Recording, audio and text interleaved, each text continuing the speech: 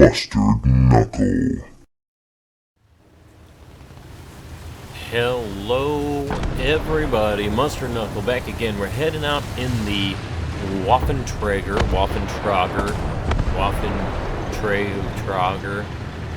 you know what it is, long name, I don't know how to say it, but one of those is probably right.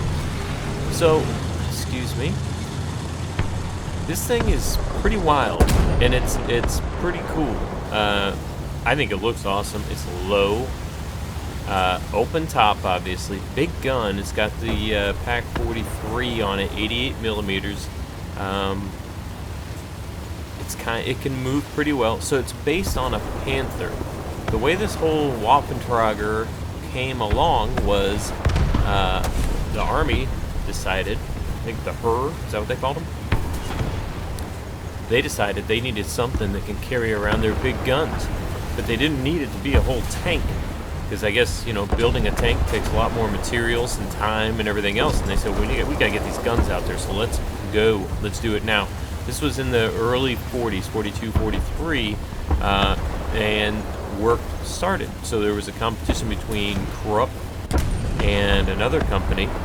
You know, Krupp made basically everything. They made guns, tanks, I mean, all kinds of stuff in World War II for Germany. And they're still around now. They still make stuff, and they've been around. I mean, it's a pretty unbelievable company. If you just look up K-R-U-P-P, Krupp, it's pretty amazing how long it's been around and all the things that they've done to keep Germany going through the war, but also, you know, other times. That's too bad. I thought I would blow him right up. But anyway, so this Waffentrager, you gotta be careful. You can't just do whatever you want to with this thing, because it's not exactly what I'd call tough.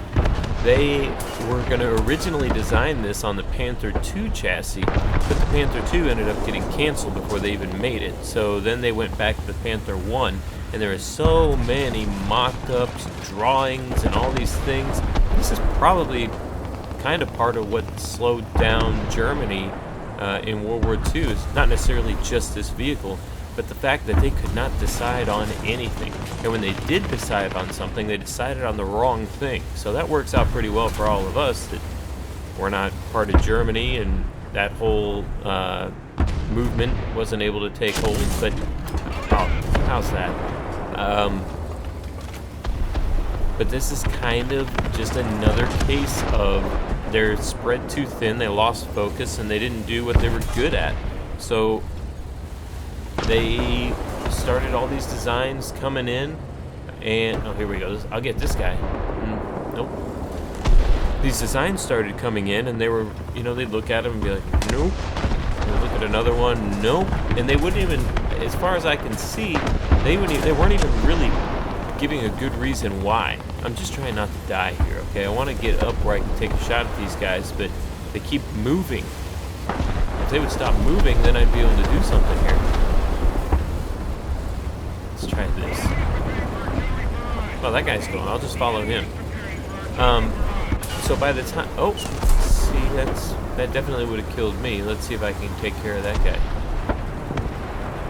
And, nope, can't find him. Don't know where he is. I'm not going to sit there and wait for him to find me. Nope. So they ended up making some wood mock-ups of them, but all this stuff is gone. All of it's gone. These things were just going to be built from Panther parts, but nothing ever happened. So they designed it, and then it was written off, and then they made a mock-up, and then it never got any farther. And by the time they really got anywhere where they could start producing these things, either the war was over or there were just such limited parts availability that they needed to use them for vehicles that were actually already out there in the front lines. But the main need was for heavy artillery on the front lines, and that's why they were trying to build this thing in the first place. And like I said before, I mean, they wanted it as simple as possible because they needed to get these things going. So that doesn't work too well in the game. Open top, not too much armor. Good gun though, so that's cool. Oh, this guy didn't see me. Ah, he got me. Shoot. That's too bad. You can see how much work went into this though, because they rearranged the whole thing. The engine's in the front, turret's in the back instead of being central. You know, this is the same cannon that was used in other tanks, but in this one, the way they arranged it, it was too small, so they had to put it on the back. Well, you know, now we got other problems. Got to move that engine forward. Where's the crew going to be? So even though they were just using Panther parts and things that were already available, in order to get the whole concept to work without building a giant tank that needed so many materials and man hours to build, look at how small this is. There we go. See, I mean, it's small, and there's a Panther right there.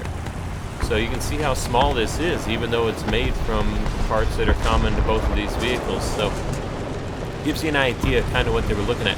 Oh, the other reason why this thing was made small, I guess, is that one of the stipulations was that the turret had to be, I believe, removable, essentially, and that the chassis had to fit on a train, because they were planning on moving these throughout the country via train.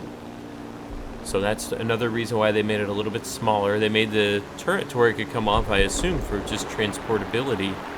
Now, let's see. I don't think this is going to go very well. Let's see. Wiggle. Wiggle. Serpentine. Serpentine. Nope. Oh, I got it. Ah, hit. Here we go. I'll just throw these things out. Right there. Somewhere in here. Right there. There we go. Let's see if we can get this guy right there. Alright, cool. I don't think I'm going to get any of my teammates, so that's good. There's one. And nothing else. Oh well, too bad. So, to be able to use it on the train. Now, this is kind of part of why trains were so important for Germany in World War II, and why it was so important for the Allies to... Oh, I was going to go crash right on that guy. I like to crash on guys now because... well, he's still going to. Boom. Ah, cool. Got to watch my... Well, I mean, you know, it's kind of sadistic, but I got to watch my own plane crash. That's cool. So the trains in World War II, Germany was counting on these things to be able to move their stuff around, because a lot of their, like the Tiger tank, was too big. I like that shot. It was too big, heavy to cross bridges and stuff. And that's why they had to make it to where it could drive underwater. But to move long distances to the front lines where they needed to be, I mean, it takes forever. And most of the stuff couldn't go on trains. And a lot of railroad tracks and stuff like that, bridges for trains, had been destroyed by the Allies.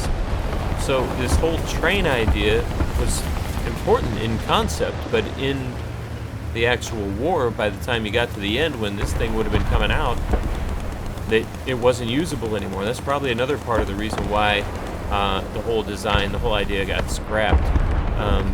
Waffentrager, there were it's weapon carrier, I think is what it means. Literally in German, Waffentrager is weapon carrier. So there were tons of them that were called Waffentragers, not just this. This is just one example of what one could be, but there were tons of other weapon carriers built by Germany in their constant quest for improvement. Let's see what's around this corner over here. I mean, there's a lot of stuff up here. Let's see, I mean, look at all these guys off to my left. If I can get around behind them, here we go.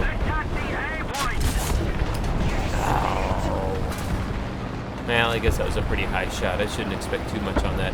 Let's see if I can get another round loaded before he moves. Nope, he's moving. Alright. I gotta watch out. No, he's not there anymore, it doesn't look like. I was gonna say I gotta watch out to my right, but I think he's gone. I don't think this has very good depression. Here we go.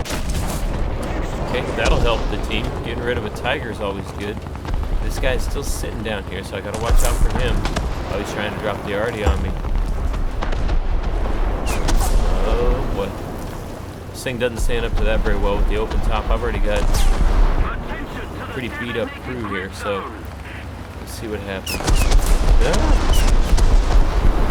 Okay. Where is he? He's right up here. I don't dare pop over that hill because I'm done if he sees me. I just want to wait for him to show just like... What's he doing? Oh, well, and I'd really love to get in a bomber, but... Oh, here we go. Barrel. Oh, he moved it. He's gonna come up here now. Oh boy. Oh boy. He can't get that barrel down. Lucky for me. Okay, cool. Alright, we gotta figure out what we're gonna do about this guy. We're almost out of time. It looks like this is gonna be a fairly easy win. Let's see who's driving up there now. Man. I would love to be doing this not by myself. I think I kind of overextended here. And nice. Great gun. I mean, what a gun. It's a lot of fun to use. This thing is fun. It's fun in the sense that when you have a good game, it's very cool to have a good game with it because it's not easy to have a good game with it. Okay, he's fighting my guy now. Alright, that's that. Okay. Probably could have come over here a little bit sooner to help my teammate, but I didn't, so. Oh, and that's the game. Game over. So that's just a quick overview on the Waffentrager. There's not too much to say about it because they never even built any. 7 kills, 2 assists. They never built any of these other than mock-ups and drawings and stuff. So that's really all there is to it. And being that it's so hard to have a good game in it, I probably won't make another video about it because it's just difficult. So let's see, third place on the team, we win, good game. Subscribe if you haven't already, guys. We put out a 3-minute clinic on Tuesdays and then a history video / gameplay / tips on Wednesday every week. Good luck, have fun, we'll see you in the next one.